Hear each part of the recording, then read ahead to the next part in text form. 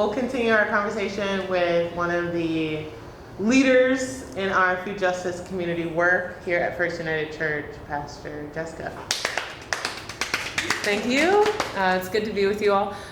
So one of the tremendous things of my ministry in my life, I've talked with my family, I've talked with colleagues, I said, if I have not done anything else in my ministry here at First United, I have helped to establish a relationship with the People's Cooperative Market because y'all are doing amazing things and we are so much in alignment in terms of value and mission, but you are doing things that we can't do. So we are a predominantly white institution and have been for 200 years. We're actually celebrating our 200th anniversary this year. Mm-hmm. So it's very important to me that we are connecting with folks in our community. It's very important to my congregation. That's how I landed here in the first place, is because they want to be a part of the community. They want to serve, they want to be connected. But this partnership with People's Market is allowing us to do that in a different way, and it's inspiring even greater, broader growth happening. So the congregation has been a part of giving food, right, for a long time, has volunteered with Community Kitchen to serve meals. We are continuing to do that once a month. We have volunteers who go and serve a meal at Community Kitchen. We also budget money that we give to Community Kitchen. We give money and food to MACM, used to be MACM, Monroe County United Ministries, that is now Pathways, and have been doing that for ages. We are one of the congregations that was there at the very beginning of what became MACM, now Pathways, and a lot of that is food. Mm-hmm. So there's the budgeted money, and then every month we take up donations of food, specifically inviting people, do it this Sunday, because if you just say generally, bring food whenever you want, people don't do it, right? Why do I have Christmas as a holiday every single year? Because you gotta remind the people, oh yeah, there was this really cool birth, and there's this life, and there's inbreaking of the divine that's happening all the time, but we forget that. Mm-hmm. So the first Sunday of every month is the focus time, even through COVID, right? We were doing drive-through drop-offs of food so that we could continue supplying food to people. This is like even before our connection with People's Market. So there are some of those longer-term connections, also with Mother Hubbard's Cupboard, that continues on as well, supporting their ministry, mostly through financial donations there, but building some relationship as well. And then another, again, long-standing, this church has been about community, and a major component of that has been food. Of course, there's always more stuff. Churches are always trying to do all the things, but we have multiple ways that we have been rooted in food, and that is with Area 10 Agency on Aging. So they have a food pantry here in this building on site, and have for, I don't know how long it's been. A long time. A very long time, right? So they are in room 5. They actually even used to share space with our bell choir. Our bell choir used to rehearse with food all around them, with about 7 refrigerators that are funded free, right? So Area 10 Agency on Aging has this space simply for their use.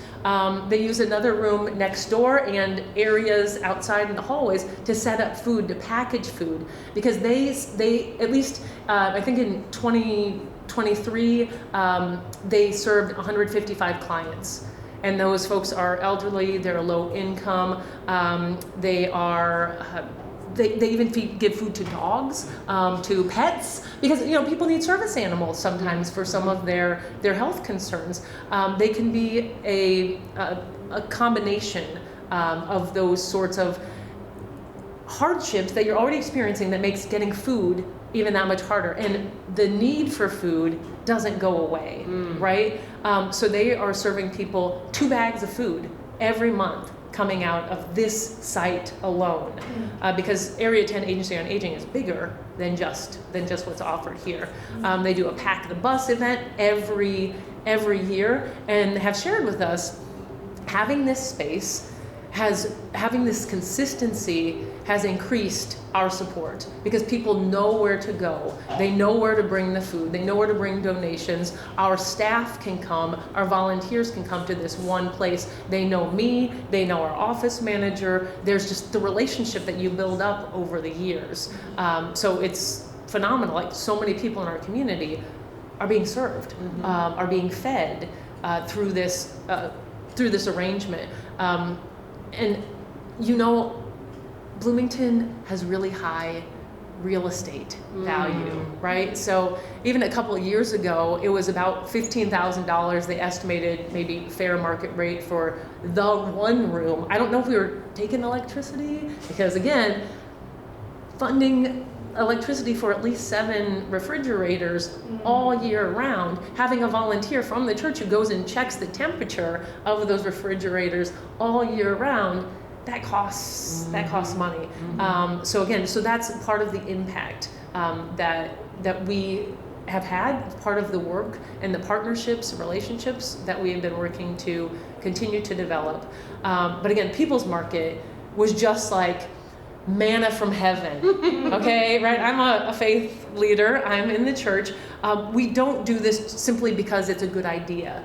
It is rooted in faith. There are stories after stories in our sacred texts that talk about the abundance that is offered. You have every green thing for food. There is enough for all. When Isaiah is talking about restoration of God's people, this day of the Holy One that's going to come, one of those images is this banquet where there is abundance. There's rich food that anyone and everyone can eat. There are these stories about Jesus that I understand, I read as parable. You can read them literally. I take a lot of the Bible metaphorically. They tell us about what is this, what is the character, the passion of the divine. And Jesus saying 4,000 people ate. 5,000 people ate from just a few loaves and a few fish, and there was abundance. More was taken in. Those are stories that drive our action then, that are rooting our faith and then pushing us forward to live that in the world. So that's one of the things that the People's Market, that our partnership, our relationship that we're continuing to develop, that it empowers our congregation to be a part of and to grow. So one of our greatest resources that we have is space, is land. Who took over the land 200 years ago? Well, like I said, we're a predominantly white institution. Somebody had this land before that. Somebody was farming this land. Somebody was cultivating or appreciating the abundance that was being offered here. And white folks come in and we plowed it down, and there's so much grass out that we are just mowing, and just mowing and trying to get enough volunteers to keep that mowed. Yeah. So when after we had been in relationship for maybe about a year with People's Market, and this opportunity came for a high tunnel, and the question was asked, and Lauren, you're not shy to ask a question. What do you think? Could we put it there? I see this grass out here. Could it be growing something? Could it be feeding people? And I was all about it, right? I got a leadership though. I don't dictate what happens in this community. Everybody who's a part of this community has a say in what's happening here. Talked with our leadership, and they said, yeah, let's do this. Let's figure this out. And the high tunnel is there, and food is starting to grow, and people talking about fresh food, healthy food being able to be eaten here, and that's a starting point of what's going on with People's Market. But through a relationship with People's Market, I've met some other folks. Some of those folks are working with blooming zones, and they're teaching people how to cook. Where are they cooking? Right here in our kitchen. We don't have a commercially approved kitchen, but we have 2 stoves, we have refrigerators, we have pots and pans, we have utensils, we have dishes, we have all the things. We have tables and chairs for people to sit and eat around right here in this place. So this this research that was just done through IU saying people want to eat healthy food, people want to make their own food, people want to eat in community together. All I can do is see the resource we have in this space, in this building, and think there's possibility here. People can be fed. How about vegetables can be coming right there from the greenhouse, be brought in, prepared at this kitchen, and eaten at tables in Fellowship Hall? Could that not be happening? That's the vision that I'm seeing be cast here. So how do we make that happen? And so again, so Blooming Zones is beginning to do some of that work. I know they had a little bit of a setback because of a car accident and injury that happened, but that had started. They had their first gathering, and they were so glad to have a space, a free space. They didn't want to take it for free. They said, please, can we pay? Can we give you like at least $25 a month or something like that? We want to, because we're like that. You know, Jada mentioned something about solidarity earlier. We don't want to be transactional. We have abundance, but also others have things to give. Could we use money to keep the lights on, to keep the heat going, to keep the air going, to keep me paid? All of those. Yes, of course we need those things, but that's not something we ask for. It's something we say, yes, if you have something to offer, we'll gladly receive that so that we can continue growing and continue doing this work. But there was another connection, a local woman who was working with the school, MCCSC. Somebody mentioned there not being kitchen space, or if there is kitchen space, you have to pay for it. That was the case with Blooming Zones. They found much cheaper kitchen, a free kitchen, and that was for this community transitions program that the MCCSC offers. And they said, we don't have a place to cook with our students. There are young people who have aged out of high school, but they're still in their late teens, maybe 18 to early 20s, and they're learning how to take care of themselves, learning how to prepare food. So we had two groups from these community transition groups. One of them isn't meeting currently this semester, but another one is now meeting here. Every week they come into the kitchen and are preparing food. So we have this resource. It's starting to be utilized. And I would love to see that grow and to blossom. You mentioned the Bloomington Multi-Faith Alliance. We have this faith communities who are gathering together, who want to focus, who want to do this work. So I've just been talking about First United, but recently we hosted here in this building a potluck, because what do we want to gather around? We want to gather around food, and said, what is our focus? How are we going to work together over the next 18 months in this sort of a network that's a little kind of connected? What can we focus on? What can we all do together? Racial justice was listed. Racial justice was mentioned. Creation care was mentioned. Poverty was mentioned. And I'm thinking how food connects with all of those things. So how can we share? I'm thinking myself being a part of Bloomington Multi-Faith Alliance, and I'm not a seat filler. I don't just go and be in spaces. I go and I do things. I want to connect. What are we doing? How are we actually living what we say and impacting our community and reaping benefits for our own selves, because abundance produces more abundance, right? How are we doing that, and how can we do that? So I want to share this research. I want to say, hey, let's get us signed up for the next BMA meeting. How can they have access to this? And then start sharing what's already going on, make those connections, and what can we do together? So that's some of the ways that I'm involved with food justice in the community through First United, through my connections with the Bloomington Multi-Faith Alliance, and very grateful, so appreciative of the People's Cooperative Market and all that we're doing together, all that you brought, the immensity that you brought, and what you are being able to utilize, space that was sitting. And it makes my heart sing, I would tell you. It's, to me, like, this is why I do ministry. This is it. You're a joy. So meaningful. honestly. Yeah.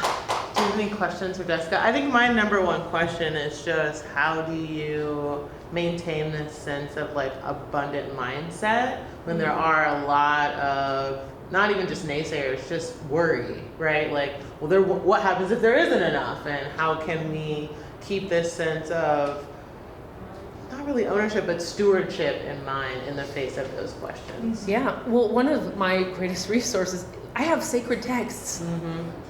And they have what they have in them.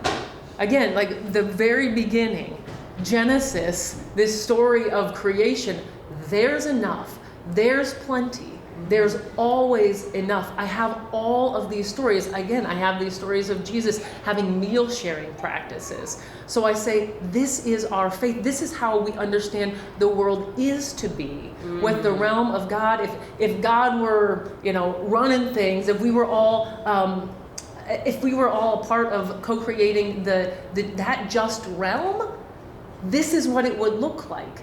And when we talk about sin, my congregation doesn't like to use that word. Sin is and as I understand it, this you missing the mark. Mm-hmm. We're just not actualizing that chief, that goal, that ideal that the divine is inviting us to. And we see that all over. So why is there scarcity? Because we are creating that. We are making choices that we're not acknowledging the abundance that is there. We are allowing people to hoard and to take way more. That greed, that fear. That's much of. I think it's so much rooted in fear. There will not be enough. There will never be enough. How do we shift that and offer hope? Over and over and over in the text, you get, do not be afraid, do not be afraid, fear not, again and again and again. So I have tradition through the sacred text. I have that, and you can just look outside. Go be in a space. We have a green space. We have a courtyard area that has just beauty, just growing. Just go and be in creation, and you see the abundance. We have potlucks here. Mm-hmm. They used to have a potluck before COVID. Every month they'd have potlucks, and then you're always like, oh gosh, is there going to be enough food? Will there be enough? Again, that's the loaves and the fishes. Well, there's always way more food, and not everybody brings anything. Every single time. We're having a potluck just this weekend. Tomorrow we're having a potluck. Why are we having a potluck tomorrow? Will be an abundance. Well, the reason is it's a fifth Sunday, so we are doing fifth Sunday potlucks. But extra celebration today is actually my Sweet 16 ordination anniversary. I was ordained and 16 years ago. So we're celebrating that, and I graduated with my MBA. Let's go! Yes! Last August, actually, and we haven't had a time to celebrate that yet. So this was an opportunity to do that. And one of my siblings said, Jessica, have you celebrated your MBA yet? And I said, no. Okay, y'all have coffee hour every Sunday, right? Because again, food. We have food all the time here. So if we're having food together, how are we not having food? It's a thing. So we have to have food. She's like, I'll provide a coffee hour or something like that. I said, we actually have this potluck coming up. Why don't you just provide something for that? But we celebrate around food, and there's always enough, and there's going to be more than enough food there. Every time we have I forgot to mention this, we have the first Friday of every month. We have an event where there's just pizza. There's pizza, there are veggies, there is fruit, there's some sort of dessert, and there's playtime. I call it pizza and play. We might be shifting the name to food and fun. We'll see. First Friday, food and fun. I like all the F's in there. But there's always enough. I am often sending food home with people, and there are people who need that food. Yes. And partnering with Pizza X gives us a really great deal on the pizza to make that happen as well. And then the congregation supports that food as well to make sure. I'm like, we can't just do pizza. We have to have something healthy. Yeah. We have to have something else there. Yeah. Kids love pizza. Pizza can be healthy. It can be healthy. I mean, we can measure the health in pizza. We should. Yeah, maybe we should maybe we should bring something like that happen. I like what Okay, you're take a saying. bite of this. What did you get? What did you get on the fruit and veggie monitor? Exactly. So, yeah. But I will say one time, not too long ago, the pizza was delayed. They forgot our order. I called. They were like, "Oh my goodness, I'm so sorry. We'll get it there." But we had the veggies and we had the fruit out. So many more fruits and veggies were eaten when that was offered first. Ooh. And then the pizza came. I like that dynamic. Yeah. That was nice. Yeah. So, yeah. So again, so many things about food. And again, so when you're saying scarcity, there's not enough. It's about the connections. It's about the relationships. If people know that that somebody is hungry, they'll offer that. If people are, that's why sometimes it's hard for people to share, again, that need. We talked a little bit about that earlier. If we're simply offering that space, I have this in my mind, like how could we provide that community meal space and say, let's come and let's cook together and let's build relationship together. Let's teach each other. Let's learn. Let's share our cultures with one another, because food shares, you share a culture. Definitely. Through your food. How can we get to actually know each other so we can trust each other? And that's something about that abundance as well. So scarcity might be proclaimed throughout the rest of the world, but I know abundance because I'm experiencing it. I'm filled by this community and I'm filled by this food. Filled by you, Jessica.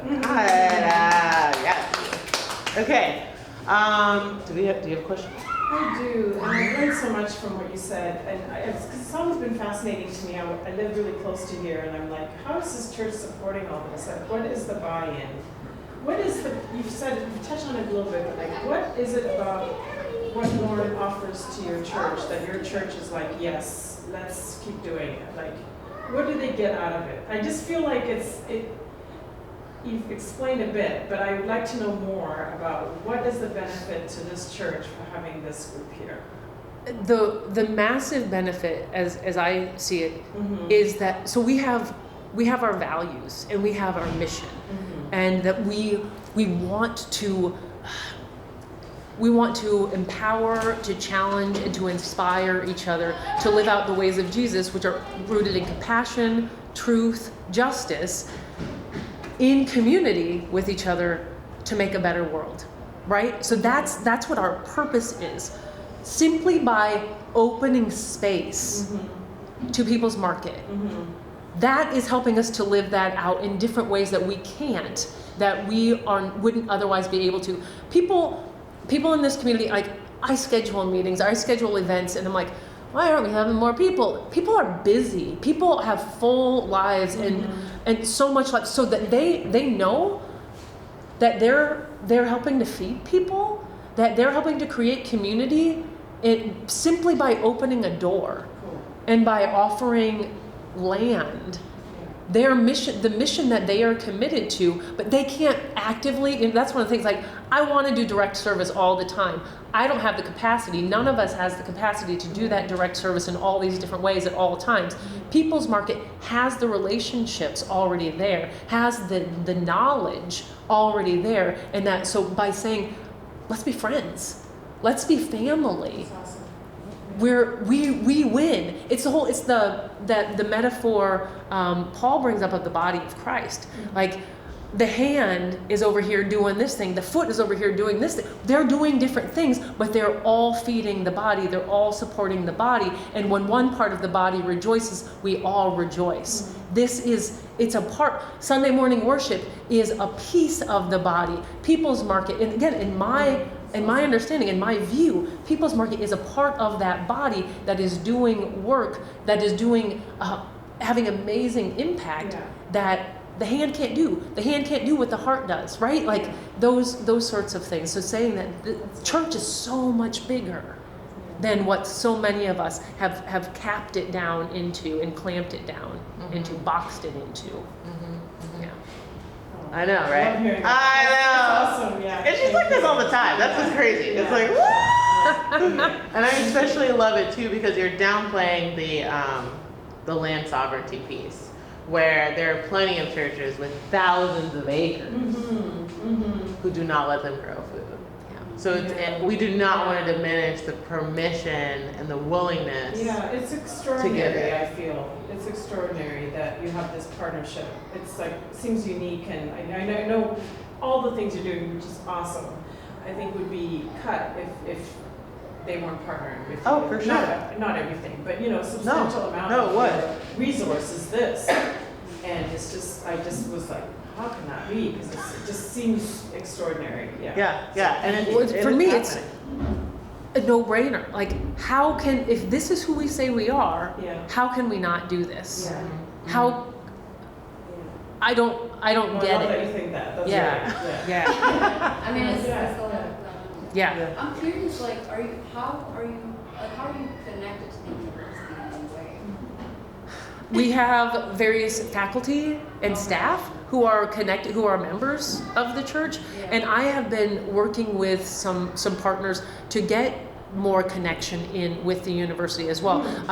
I did with a few colleagues, we had an event at the LGBTQ plus Culture Center to do a little bit of a faith panel there to see if there are folks who are interested in finding welcoming, affirming congregations, faith communities in the area to do something like that. I've just started meeting a couple of folks from La Casa, so starting to get some of those connections in. But those are hard roads.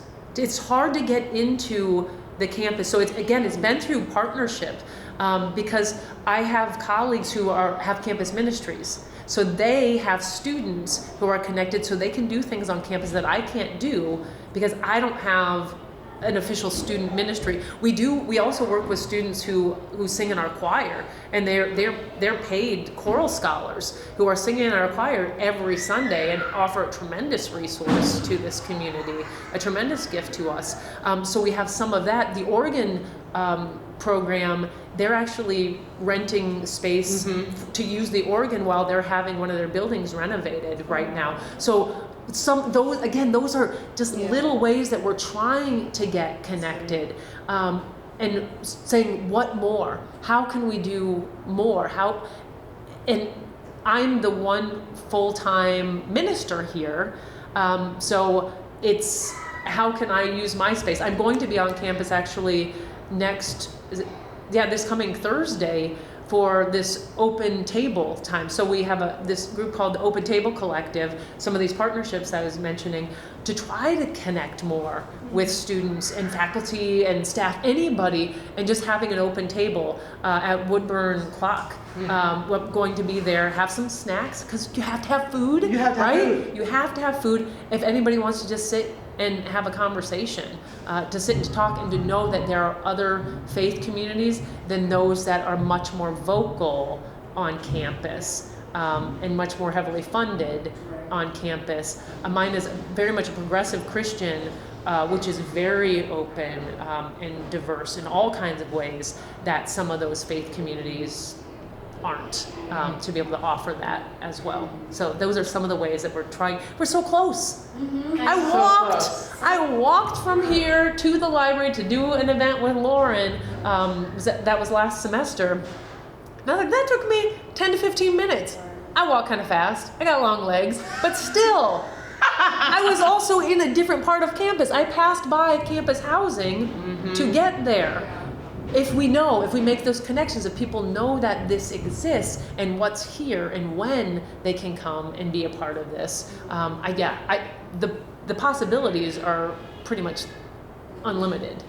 And it's good for campus. Like, it's good for students to know you so that they can have you as a resource for a place to get food or to get food or whatever. And even the perception of campus, like being able to be more connected to the community, is something that would benefit campus. Yeah. So whatever you're doing is good for campus. Yeah. We need to have more engagement with community. We need to be doing more meaningful work, like being able to take some of your findings and help improve the food security on campus through Yeah. you, that's good for campus. Yeah, If students are getting the food they need and getting their needs met, they're going to be better students. exactly. They're going to be, Yeah, exactly. I agree. So keep it up because it's important. Well, I give a lot of credit to Lauren and People's Market as well for making some of these connections. So there was a symposium that part of that symposium was hosted here in this building. The African American and African diaspora students hosted this amazing symposium. Herman C. Hudson. Yeah, the Herman C. Hudson symposium right here in this building. And so I was able to touch base with some of those students. They said, if you ever need space, talk with me, let me know, connect with Lauren, and we can provide that. You've seen what we have available, some of what we have available.